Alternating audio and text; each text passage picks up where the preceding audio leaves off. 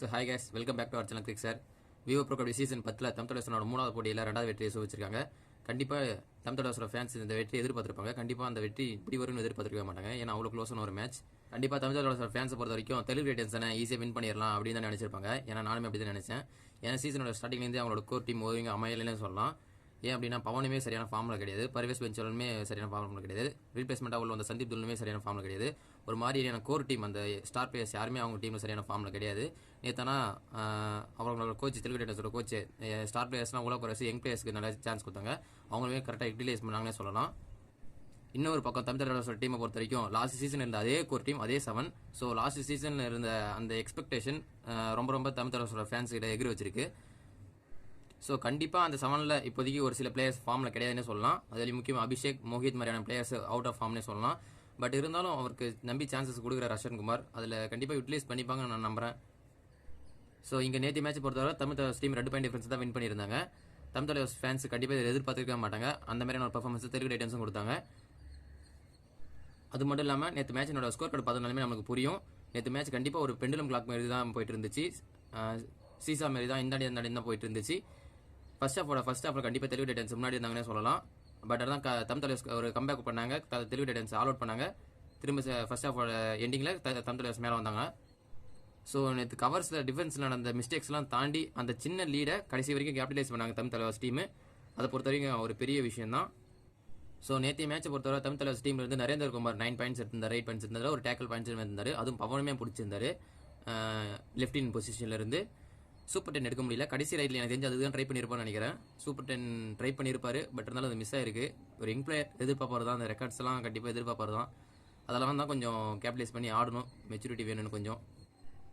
And அடுத்ததா நேற்று match ஜெயிக்கிறதுக்கான ஒரு முக்கியமான reason Defender left corner Sahil Singh செமையாக பெர்ஃபார்ம் பண்ணியிருந்தாரு. 7 டேக்கல் பாயிண்ட்ஸ் எடுத்திருந்தாரு. அஜிங்கிய பவனால நேற்று சரியாக பெர்ஃபார்ம் பண்ண முடியல. பட் இருந்தாலுமே அவர் 4 பாயிண்ட் இருந்தார், ஒரு மல்டி பாயிண்ட்ல இருந்தார் 2 டே ரைடில். ஸோ இவங்களெல்லாம் மீறி நேற்று தமிழ் மேட்ச் ஜெயிக்கிறதுக்கான முக்கியமான காரணம் என்னை பொறுத்தவரை நித்தின்னு நினைக்கிறேன். ஏன் அப்படின்னா தமிழ் இன்னைக்கு இருக்கிற வீக்னஸ் லெஃப்ட் ரைடர் மட்டும்தான் 2 பேர் இருக்காங்க, ரைட் ரைடர் கிடையாது. அந்த வீக்னஸ் அவரை கரெக்டாக தீர்த்து வைக்கிறாரு. 2-3 மேட்சாவே அவர் ப்ராமிஸ் காமிக்கிறாரு. கரெக்டாக நேற்று யூட்டிலைஸ் பண்ணுறாரு அஸ்வன்குமார் அவரையும். டூ டே ரெண்டுமே நேற்று பாயிண்ட்ஸ்லாம் எடுத்திருந்தாரு, மல்டிபிள் பாயிண்ட்ஸுமே எடுத்திருந்தாரு. இவர் மட்டுமே இல்லாமல் ஜத்தின் ஒரு ரைட் ரைடருமே இறக்கி விட்டாங்க. அவருமே நல்லா பர்ஃபார்மன்ஸ் கொடுத்திருந்தாரு. அவர் 4 பாயிண்ட் எடுத்திருந்தாரு. இவங்க 2 பேரும் தான் என்னை பொறுத்தவரை நேற்று மேட்சுக்கான ஒரு முக்கியமான பங்குன்னு நினைக்கிறேன். டிஃபென்ஸில் ரைட் கார்னர்லேருந்து சாகருமே 2 பாயிண்ட் எடுத்திருந்தாரு, கரெக்டாக சப்போர்ட் கொடுத்திருந்தாரு. ரெண்டாட லெஃப்ட் கார்னருக்கு சாகில் குலியாக்குமே. இவர் இல்லாமல் மோஹித் சர்மாவும் நம்மளோட கவர் பொசிஷன்லேருந்து 1 பாயிண்ட் மட்டும் தான் எடுத்திருந்தாரு. அபிஷேக்னாலும் நேற்று பாயிண்ட் எடுக்க முடியல. அது மட்டும் 6 ஃபெயிலியர் டேக்கிள் கொடுத்திருந்தாரு. பட் இருந்தாலும் அஸ்வன்குமார் அவர் நம்புறாரு. எனக்கு தெரிஞ்சு சான்சஸ் கொடுப்பாருன்னு அடுத்த மேட்ச்சில் கரெக்டாக யூட்டிலைஸ் பண்ணுவார் நம்பிக்கை இருக்குது. ஒரு ஸ்கில் அவர்கிட்ட இருக்குது, அந்த திறமை இருக்குது, நம்புறாரு அஸ்வன்குமார். கரெக்டாக யூட்டிலைஸ் பண்ணுறாருன்னு பார்ப்போம். ஸோ அந்தாண்ட அப்படியே ஆப்போசிட்டில் தெலுங்கு டைட்டன்ஸ் டீம் பொறுத்தவரை எக்ஸ்பீரியன்ஸ் பிளேயர்ஸ் எல்லாத்தையுமே உட்கார வச்சு யங் பிளேயர்ஸுக்கு சான்ஸ் கொடுத்தாங்க. பவன்குமார் ஒரு எப்படி சொல்கிறது, ஒரு ஆஸ் யூஷுவல் பவன்குமார் கிடையாது. அது ஒரு மாதிரி பயப்படுறாரு. லாஸ்ட் இயர் இன்ஜுரி இருந்த கன்சர்னால என்னன்னு தெரியல, அந்த இன்ஜுரி வந்துருமோ, டீம் திரும்ப அந்த மாதிரி லாஸ்ட் இயர் தமிழ் போன மாதிரி இது நம்ம இல்லாமல் ஆடிடுவோம் அப்படிங்கிற பயம் இருக்குது. எதுவுமே பெருசாக ரிஸ்க் எடுத்த மாதிரி எனக்கு தெரியல. 5 போனஸ் பாயிண்ட் மட்டுமே இருந்தார், 2 டச் பாயிண்ட் மட்டும் இருந்தார். ஸோ இவர் இல்லாமல் ஒரு புது ரைடர் ராபின் சௌத்ரி அப்படின்னு ஒரு ரைடர் 4 டச் பாயிண்ட் 3 போனஸ் பாயிண்ட்டுமே எடுத்திருந்தாரு. அவர் தான் என்ன கூட கேட்கணும், இந்த ரைடிங் டிபார்ட்மெண்ட்டே காப்பாற்றினார். ஒரு நல்ல ஒரு யங் பிளேயரை தெரிகிறாரு. ட்ரை பண்ணுவார்னு நினைக்கிறேன். தெலுங்கு டைட்டன்ஸ் ட்ரை பண்ணுவாங்கன்னு நினைக்கிறேன். ரஜினிஷுக்கு பதில் ஒரு செகண்ட் ரைடராக ட்ரை பண்ணுவாங்க கண்டிப்பாக. தெலுங்கு டைட்டன்ஸ் டிஃபென்ஸ் பொறுத்தவரை மிலாத் ஜபரி 4 பாயிண்ட்ஸ் எடுத்திருந்தாரு. சூப்பர் டேக்கிலுமே 1 அட்டன் பண்ணியிருந்தாரு, அதுவுமே சக்ஸஸ்ஃபுல்லாக இருந்தது. இதெல்லாம் மீறி சஞ்சீவி நம்ம தமிழ் பையன் 6 பாயிண்ட்ஸ் எடுத்திருந்தாரு.